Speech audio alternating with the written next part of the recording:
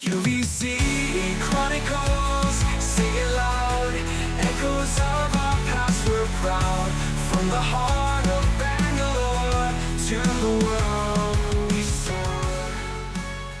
Hello everybody, welcome to another episode of UVCE Chronicles. I am Aditya Pattavardhanam from third year Electronics and Communication Engineering, and today we have with us a very distinguished alumnus, Mr. Maheshwaran from the 1995 batch of Mechanical Engineering. And as is tradition with UVCE Chronicles, the first-hand introduction is always given by the guest themselves. So sir, can you please give a first-hand introduction of yourself? Oh yeah. First, thanks for the invite, and you guys are doing a good job. Keep it up, and thumbs up to you. Yeah. So to start with my journey with the UVC, it was in 1991, August 27th, when I stepped inside UVC. So before that, my cousins used to study there, and I had a broad dream of studying in UVC. So whenever I used to pass by that road, I used to just see the college and just smile. So when is my turn? Mera number kab aayega. So finally it got into reality in 1991, August 27th. So that was the most memorable moment of my journey into the engineering stream. Later on, it went on well. So ours was the last batch in annual scheme. So next year onwards, it was a semester scheme.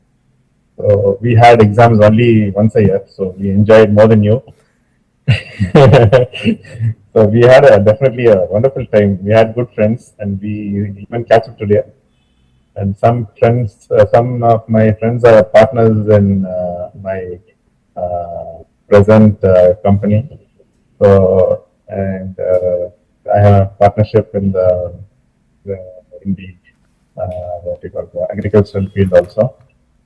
So it goes on. Then so after completing my engineering, then I joined a company called Leonardo Automation India Private Limited, a small startup company. So they used to manufacture all the automation things like power packs for special purpose machines, then cooling systems for small to big turbines, and even in the idle power sector, we used to supply power packs for operating the valves for cooling systems. So from small packs to the bigger ones, we used to have different kinds of projects. So every month will be a new project. We have to do the design. We have to make the bill of materials. Since it was a small company, it was good learning there. I wish you guys also should start up like that. So the workload will be very high, but the learning curve is really wonderful. You will never get the learning curve anywhere in the big companies like that, because you have to do from the start to the end. It is like A to Z, Amazon, no? Like Amazon, like you'll be working like A to Z. So that's a good learning actually. So I spent good 2 years over there. I did around 20 plus projects, and most memorable one was the power pack which we designed for the currency cutting machines, which was used by RBI, and we made a lot of power packs for the idle power gate valves. So the gate valves, 10 feet gate valves, it used to open, close, like that. Special purpose machines, so many things we did there. So it was a good learning curve there. Then later on, I spent around 2 years there. Then I joined Hindustan Aeronautics Limited, and happened to land in ARDC, Aircraft Research and Design Center of HAL. So it was in the preliminary stages, like the Tejas testing was going on. So 96, I left. I joined Leonardo. 98, I joined HAL. So 98 till 2001, we had a tough time and a lot of good learning over there, because that's where we did all the testing for the first flight of Tejas aircraft. So before the first flight, we had to do a lot of testing. So good learning curve over there, and then after that, I spent around 15 years in HAL. 2014, I left HAL. Then I joined Bombardier. I had an inclination for going into the uh, civil aircraft stream because all the years I will be working in the fighter aircraft stream. So I thought, why not venture into the civilian aircraft? So then I joined Bombardier Aircraft. I spent around 7 years there. Not 7 years, I can say 9 years, because the same job has been done by Tech Mahindra after 7 years. So they shut down the operations here and just transferred it to Tech Mahindra. So same project, same work, everything is same. For 9 years, I worked for the civilian aircraft. Different aircrafts, like starting from 7-seater to 130-seater aircrafts, we had ventured there. So it was a good learning curve there also. After that, I started my company, which is called Samtech Solutions. So it's definitely a new stream. We are venturing into a market which is the printers and the office automation market. So that's a new stream. So that was one more stream of learning. In between, I did my MBA also. So I had a dream of starting my own company. So because of that, I did my MBA. A lot of things our engineering thing lacks. One is they teach only technical, and how when you using the technical, you earn the money. How do you spend the money and all these things? I think that is a little bit lacking in the engineering stream. So definitely that MBA gave me good insights about money management, how to manage a company and other things. So for a company, so it's running good. So we are in the curve is up in the uptrend. It's going good. And parallelly, I'm in the leadership team of Amigoo Aerospace also. So they have chosen me. So that's also going on. And everything, like I'm a weekend farmer too. So, so that's one of my hobbies, and that's how I pass my time on the weekends. It's a good, so far so good. And let me see how it goes further. Yeah, that's a small intro about myself. Yeah. Yes, sir. I should say that's a wonderful introduction and an amazing career you've had over the years. My next question to you is what are some of the most memorable days you had at UVC? Memorable days, like I mentioned earlier, like my first day in college was like I was in heaven, something like it's that kind of feeling, like my dream come true or something. So my first what you call selection was mechanical UVC. So I got the first selection. So that was really like something, a big achievement for me on that day. So when I stepped in inside the college, like okay, really I felt some achievement. Yeah, that's good. And definitely the name of the UVC still stands intact. So when I was in Canada for the Bombardier project, so when I said to my colleagues, some Indian colleagues were there. So when I said I'm from UVC, oh, UVC, like they're really astonished, like oh UVC. So that name still stands, not only in India, even abroad also. Like the name is there. So definitely being there, like we spent 4 years enjoying and studying. We had games, Rajatwa games we used to occur. So a lot of good time we had and all good friends. So every day is memorable, I can say, because we enjoyed every day of PVC. Oh, that's wonderful, sir. Did you have any moment in college where you realized that aerospace or aviation fascinated you the most? Yeah, when we were in the fourth year, we had to do a project work. And fortunately, we could get a chance to reach engine division and get a project over there. So when we reached engine division, it was like totally new for us, and first time we are into the aerospace field. We are seeing the engine, wonderful. It's so complex. You see a lot of missions. There's a lot of mission shops, a lot of shops available. Different sections are there. So we had the chance to go around all the places and see what's happening over there and how things are getting manufactured. And then one of my friend's father was in aircraft division. So through him, we reached the aircraft division. We saw the engine first.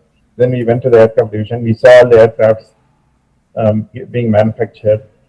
So that was the turning point when we thought our next thing should be in aerospace. Like, somehow we have to join the aerospace industry. That was the mindset when we were doing the project. Then we used to ask them like when they'll be taking recruits, new recruits, and management trainees and all those things. So they used to tell us like, no, it stopped long back. It may come after some years. We do not know. Like those replies were there. So, but still, we used to see the news ads and all the things, and find out when they're advertising about the new recruits and all those things. So finally, there were some applications we applied, and that's how the turning point was there to our project. And somehow, after 2 years, we got into that industry. Wow, sir. I think that's a really good inspiration, I think, that was given for you. Yeah. So my next question to you is, so you worked on the Iron Bird test rigs for the LCA Tejas. So for our listeners who may not know what exactly is an Iron Bird and why is it so important in aircraft development, can you please tell them about the importance of the Iron Bird? Yeah. See, in olden days, the speed of the aircraft used to be less than 1 Mach, and not much maneuverability was there. As the time passed, the speed increased, and the control by the pilot was not enough to control the aircraft. So they brought in something called the computer in between the pilot and the aircraft. So whenever the pilot moves a stick, the signal will go to the computer. Computer will correlate, decide what to do, and it will send the signals to the actuators to move. So this system changed the entire way the aircraft was built. So initially by all controls, by control rods, cables and all the things were there. So that got cut off and the computer was brought in when the speeds increased and the maneuverability has to be very precise and all the things. So this bringing in the computer is called a fly-by-wire. So this is called a fly-by-wire. So pilot is not exactly flying the aircraft. The computer is flying the aircraft. Pilot is only giving the command to the computer. So actually the computer flies the aircraft. So a lot of the architecture, control system architecture is built inside that computer. So to precisely channel the aircraft, and it should fly on the safe, what you call, or safe levels. So supposing if he is doing a rapid pitch up, doesn't mean the aircraft will go rapidly.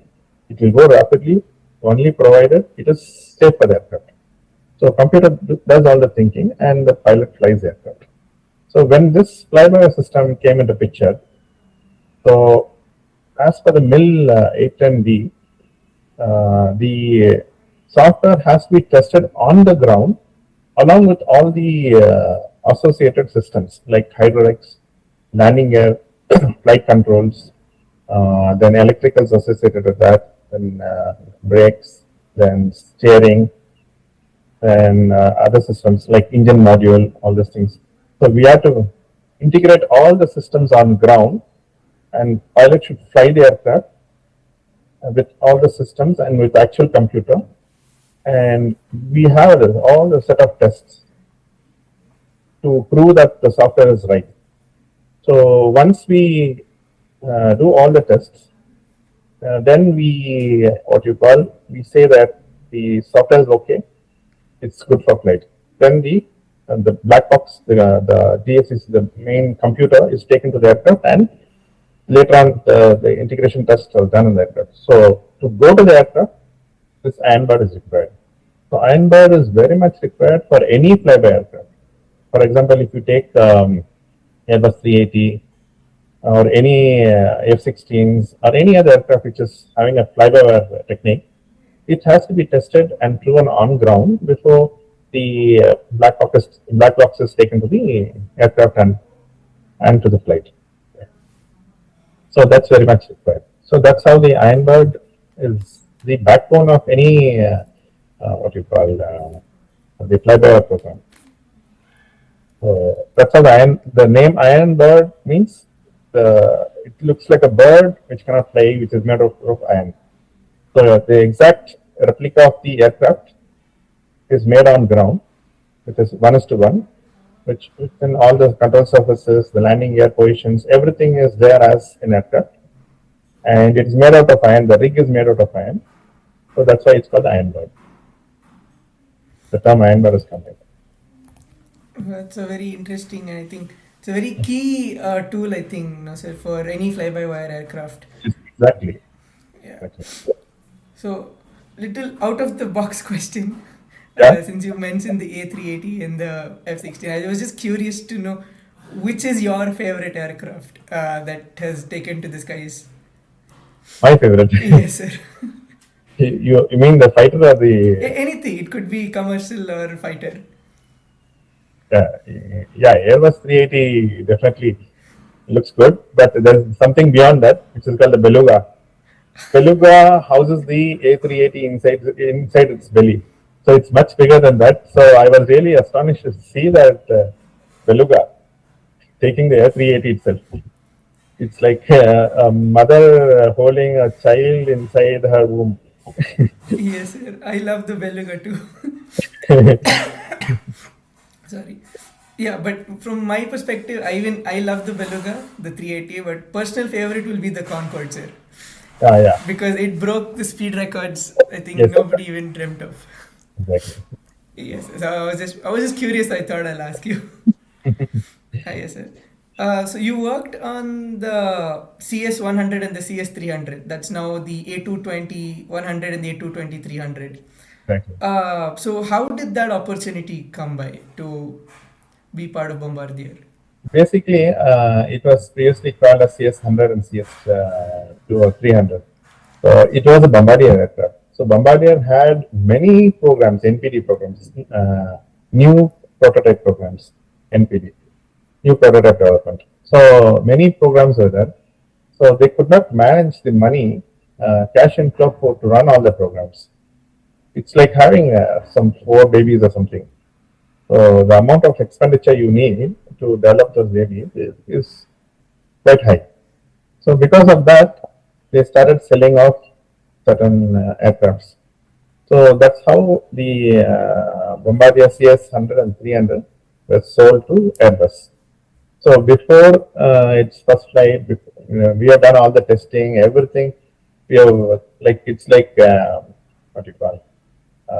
It's like growing. I mean, it's like you have a girl child. You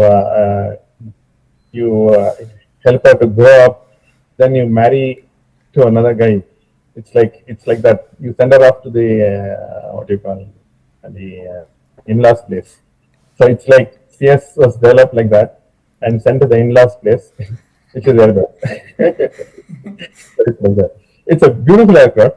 So a lot of new technologies were in that. Unfortunately, Bombardier couldn't hold on to that, and because of financial issues, so they had to sell it off to Airbus, and because the debts were too much, so debts were going beyond their next level. So finally, they had to sell that off, and the Airbus got all the better things. Yeah. Yes, sir. So how were your days in Canada, sir, while working on the CS series? So Canada was good actually. Canada was good because I started off with Challenger series. Challenger 601, 604, 605. Then we had the Challenger 300, 350, and later on 3500 also there. So this many aircrafts are there. So good learning was there about these systems. The first aircraft which I ventured was the Challenger business jet, and we had to what you call learn the systems: hydraulic, landing gear, flight control. So these three systems I was handling. So we used to get the what you call the service difficulty reports. I used to handle that. So any issues on the aircraft in what you call any issues on the aircraft will directly come to us, and we have to find out how the snag happening, what is the reason for that, and then whether it is safe to fly the aircraft. Previously, how many such type of snags have come, and find out the failure rates of that particular snag, and then if it is going beyond the design failure rate, then we have to raise a red flag, and we have to put the aircraft on ground. If it is not that much serious, then we used to write down and clear off the snag, and then we used to write the what you call the to dos. What should be done to stop the snag? So those kinds of reports we used to develop and give to them. So that was one of the regular jobs, and we used to write reports. Report writing was one of the jobs which are given to us, and then we used to find the root cause analysis. That was one of the other jobs. So it went on well. For 9 months, I was there in Canada. So a chill place and full of snow. But good learning. People are good there. So they gave me all the reports for me to read, and so that's how I ventured into the. That's the first place that I ventured into the civil sector, civil aviation sector. So it is similar to whatever we are doing in NCA. Only thing, the pressure levels are different, and the type of standards which they use are different. So in military aircraft and fighter aircraft, we used to use all the mill standard, what you call military standard, regulatory instruments. So here we are using FAR, Federal Aviation Regulations, or EASA for the European standards. So these two we are using. So not much in the technical side, but on the regulatory side, yes, there's a lot of difference between the fighter and the civilian aircraft. Yes, it's a very nice distinction also, I think, between military and civil. People usually think that there is a very vast engineering difference as well. Yes. So you hold two patents related to landing gear systems in Iron Bird test rigs. So what engineering challenge or limitation pushed you to develop these solutions? See, as I mentioned, every flyby aircraft should have an Iron Bird to prove its software systems are perfect. The software is perfectly running when it is married to the hardware of the aircraft. So there are no glitches or flaws or any surprises. Yeah. So everything should be tested on them. So each FPW will have one Iron Bird.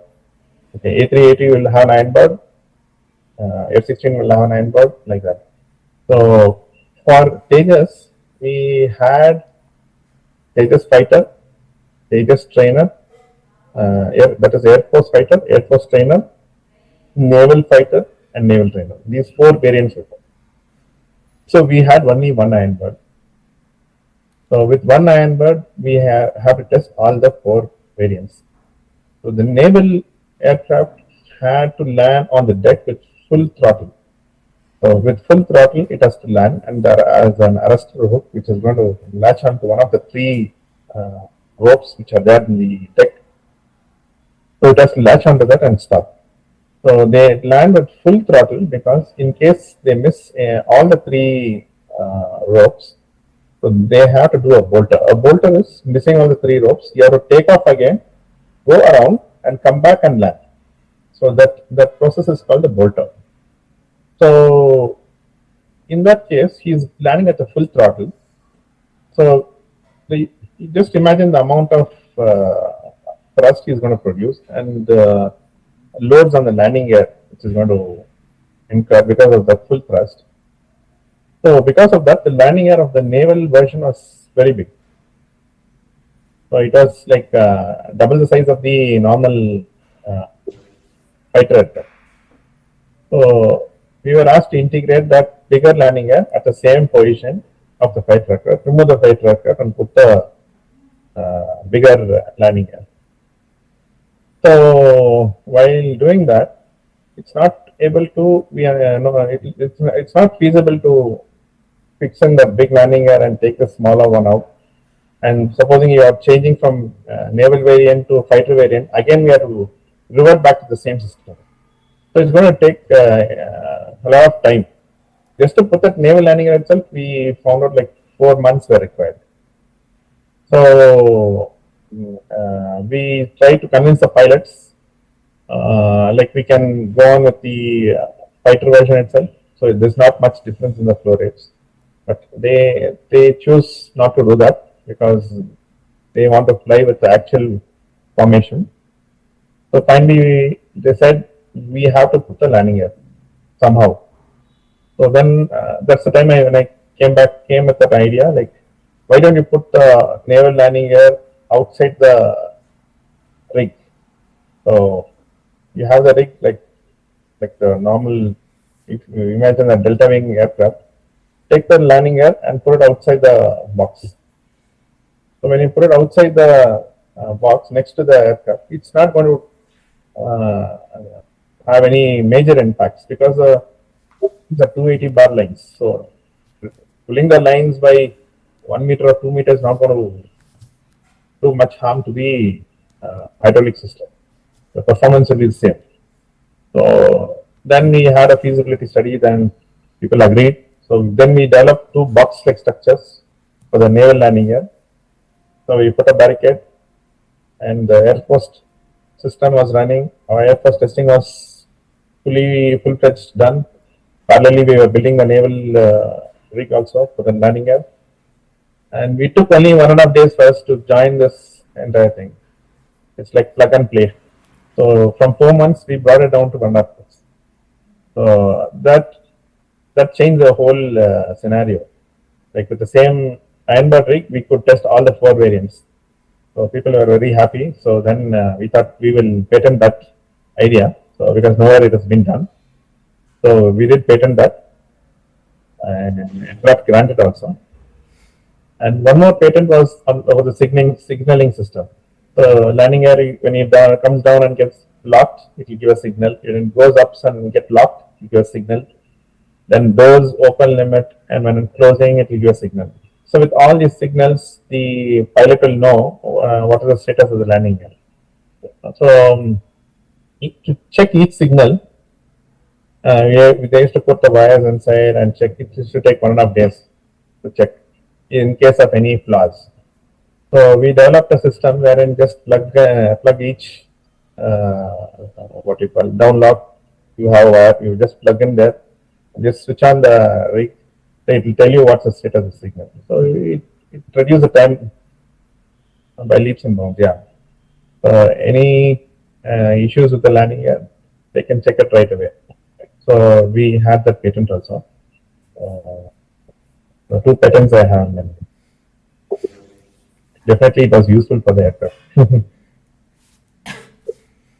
Yes, it's a very creative solution, I think, and I think the Iron Bird one is literally out of the box solution. Yeah, Because it was quite literally out of the box of the aircraft. I think it's very wonderful, sir. Yes, sir. So today you are a partner, sir. Like initially it was built by British Aerospace actually.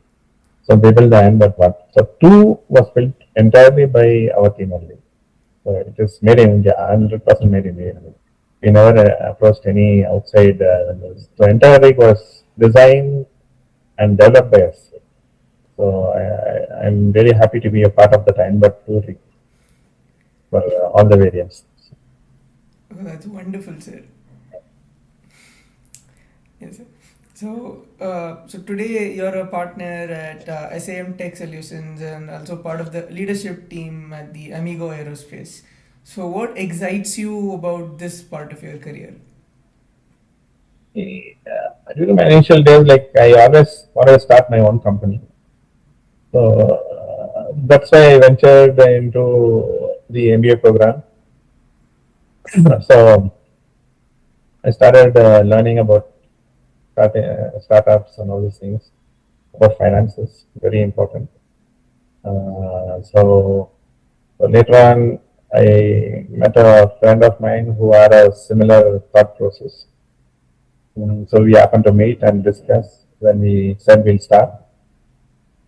Then he was also ready for that. And for me, it's a new field. It's about printers and office automation. So it's totally new. Right. So, okay, fine. New learning is always better. So it keeps the brain churning instead of doing the same old things.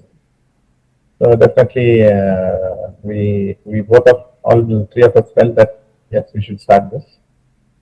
Then we had a plan to how to start the business. So line items like starting from GST, then registration of the company, where to go, what to do, then starting off the companies. I mean, we have to physically have some place to start off.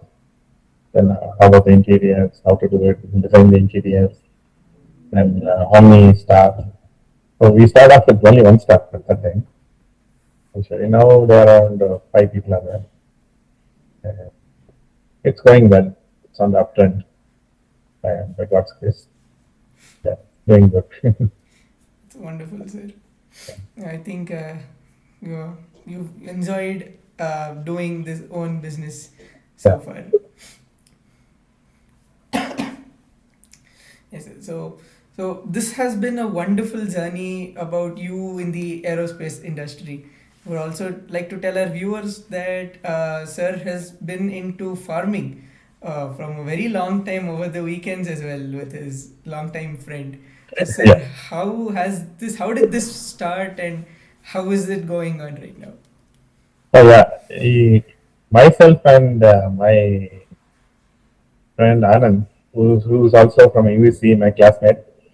So from start we used to go for trekkings,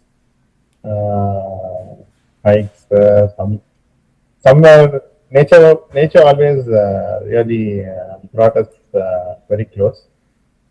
So, so whenever we see nature, like oh, we used to be very happy.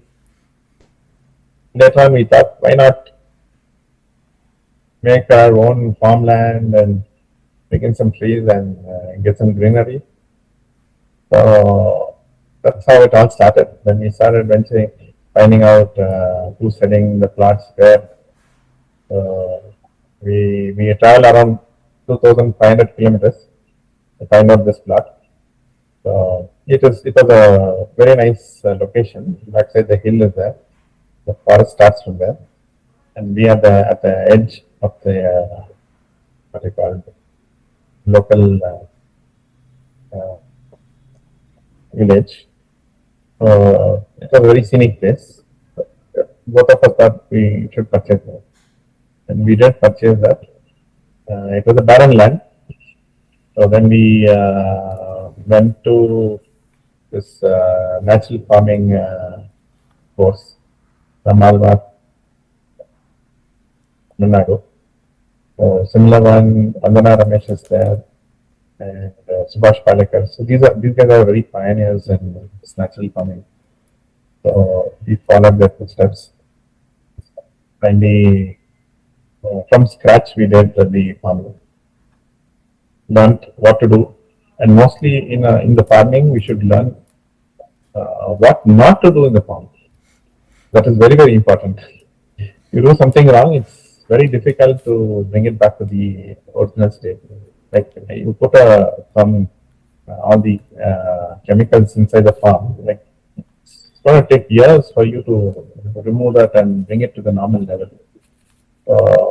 We are doing organic farming, and we have the first thing we did was we did the forest, which is done by Miyawaki. The similar way we did it. Miyawaki forest is a Japanese concept wherein that guy Miyawaki built a forest around the shoreline.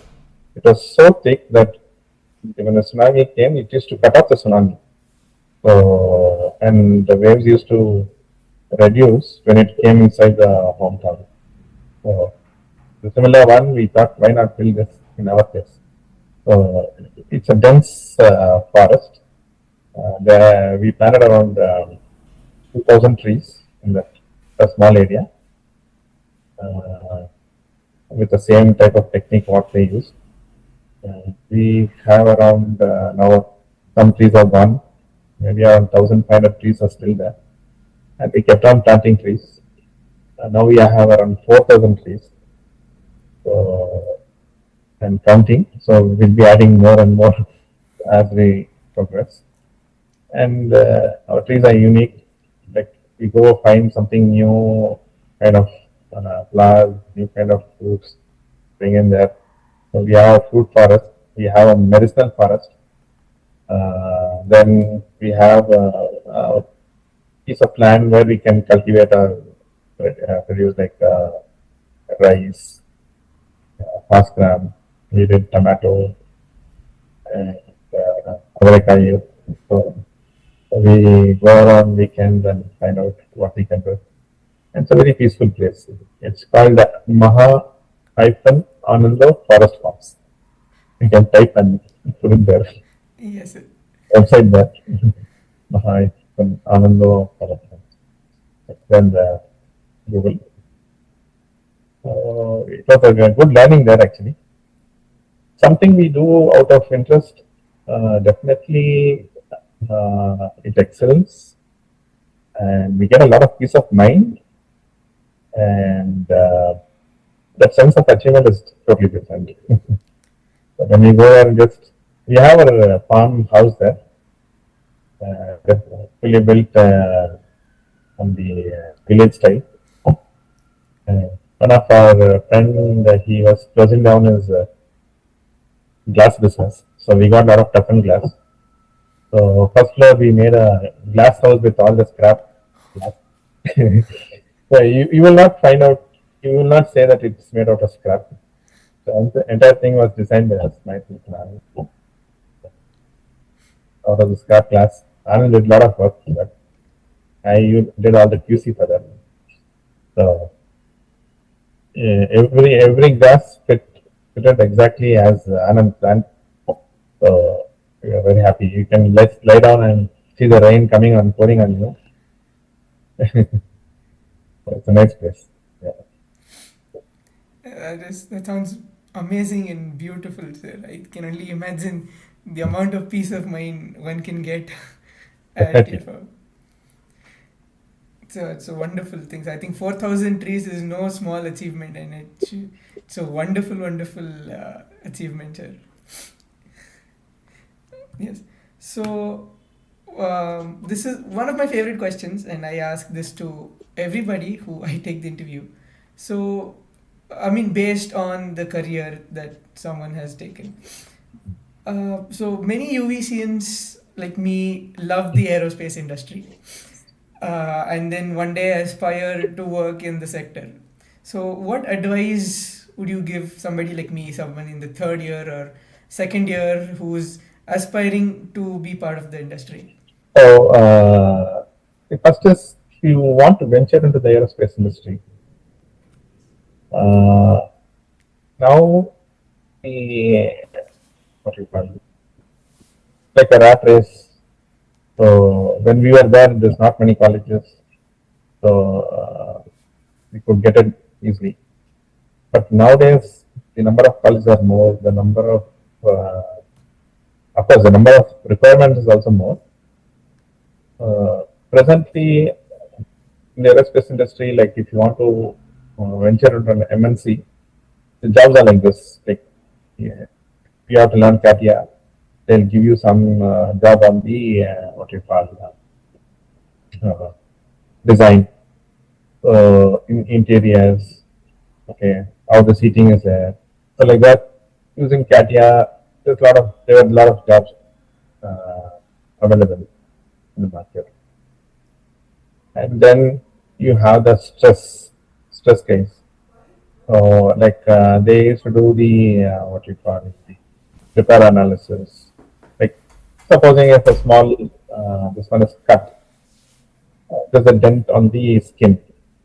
So what should be done to make it pliable?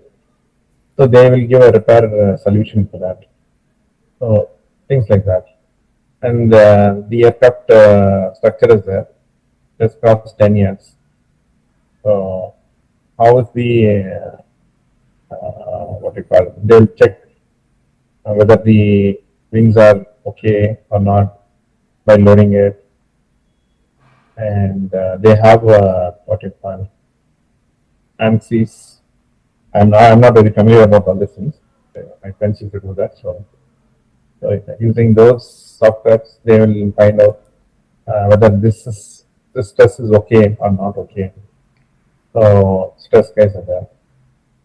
Then you have the systems. Systems we have hydraulics, landing gear, flight control, then ECS, the many systems like that. You can pick and choose the system. Main things are flight controls, landing gear, hydraulics, and electricals. These are the main systems. Of course, avionics is also there, and engine is there. So these are the niche areas. You get designers because CATIA you can learn anywhere, and you can practice it at home also. Nowadays, you can do it at home. And since you may have it, I did not know if you have it in your college. Those platforms are there, so you can do the banding. But the systems, you will not find a practical way to learn all these things. You may read it in the book, but to learn it practically, you have to be present there at the aircraft level to see and find out all the systems, how it is working. So the systems area is a niche area. Fortunately, I could get a chance. So these are the various areas where we can work as a aerospace engineer. Apart from this, you have the maintenance side. So there are certain maintenance programs or certification courses which have been conducted by DGCA. So that's also one of the ways of to get into maintenance, because to sit on a pilot seat, you need a certificate which says, okay, yeah, yes, you can sit. So that is given by DGCA. Okay. So there are courses available. You can see that. But to start with, you should know where you are heading to. Whether you want to be on the design side, you want to be on the stress side, you want to be on the system side, or maintenance side. Okay. And there's something called reliability also. Reliability, there's a lot of requirements in the reliability because you don't get people there who be on site. To be on the reliability side, there's systems reliability and other reliability also, general one. So beyond systems reliability, you should know about the system and how it operates and the failures associated with it. So those things we should learn. And this reliability job is a never-ending job because till the aircraft flies, there will be problems, and you need to find out whether the problem is okay for the aircraft to fly, or the problem is serious enough to ground the aircraft. So this is a very important area that if you have the power to ground the aircraft, so the reliability is that. Then you have what we call a core area like structural design. So those are like you should be good at all the structural analysis. Like if you're putting a link and loading it, so whether it's going to extend or not. So those level you should be knowing. Of course, you have other divisions like in a chain, like engine division, where they only deal with engines. You have boundary and forge, only metals are dealt with. Anything about metals they will handle. And then you have the overall division. When the aircraft is flying for so many hours, it has to have an overall, maybe minor overall, major overall, or just minor replacement of LRUs, line replaceable units, maybe different types. They have different types in overalls. So that's also one of the places where you should know where to venture, and accordingly, you should start your journey right now. There are books available on the net. There are videos available nowadays. Internet, you have all the facilities to learn. So to start learning, as I mentioned in the class which I did there, life without formula will be a good way to start. It's a small book, basic amount, small book. It gives you good insight about aircraft to start with. And later on, you can go to other books. I have one here. This is one of the books. Yeah. This is a good book actually. It gives a little more insight on the aircraft. But these are all, if you see the aircraft, it's very small. It's like a dot. You have to keep on learning. So learning never ends in aircraft. So you can start reading these books. Know about aircraft, how it flies, what are the systems, how it works. So it's good to learn. You'll be at once learn better. Then later on, when you apply, you can say that, okay, yes, I've done all these things. In the present scenario, you see this AI, it's eating up all the jobs. So definitely, you guys have to be equipped with AI. How it is going to, what you call, how you're going to use it is secondary, but know all the tools. Yeah, there are certain tools which are available on the Excel. So those things we can start learning. It will definitely boost your career. And you have to keep on browsing the net to find out all the aerospace companies, what they do, what are the jobs they offer, type of jobs they offer. So you can make an Excel sheet with all the companies, what kind of jobs they are offering, what is that they're doing best. Some companies may be very small, and some companies may be huge, but still, to small or big, you are there in the aerospace field. So know about the companies, what they do, what their products are, and how it is on your venture, what are you going to do, whether it's in line with your requirements, what you want to be. So you can make a good Excel and start communicating with those companies. Okay. You can say that these are things which are done during my tenure at UVCE. So these are the extra things which are done, which is related to aerospace. You can learn certain softwares like CATIA and ANSYS. These are available in the market. So you can equip yourself with those systems also. And MATLAB is one of the powerful systems where if you are related to control system or hydraulic simulation or anything, even mechanical simulation, it has got a lot of packages. So those simulations are really good actually. You can choose which one you want to, because you cannot learn everything, you cannot be a master of one. You can choose which one you want and go and learn the systems. So learn the softwares, then about aerospace you can learn. So make your resume look good when the aerospace guy is on sees, okay, yes, this guy has done something to reach here, we can take him. So that's how your resume should be. That's it. Mostly I covered everything. Yes, that is a solid piece of advice. I think very detailed, very solid, and then people will follow this religiously if they're truly into the aerospace industry. Sorry. Yeah.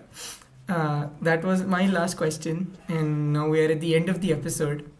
So I wanted to thank you, sir, for your wonderful experience, sharing your experience and your time for UVCE Chronicles. Yeah, thank you so much, sir. And Yeah. yes, Yeah. sir. Yes, and to our viewers, thank you so much for joining in to another wonderful episode. We'll catch up next time. Thank you so much. Yeah. Thanks to you and your team. Done a good job. And this facility was not available to us those days.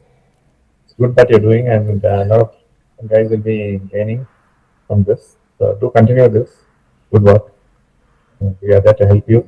Anything about aerospace, you can let me know. I can come and help you guys. You can count on me.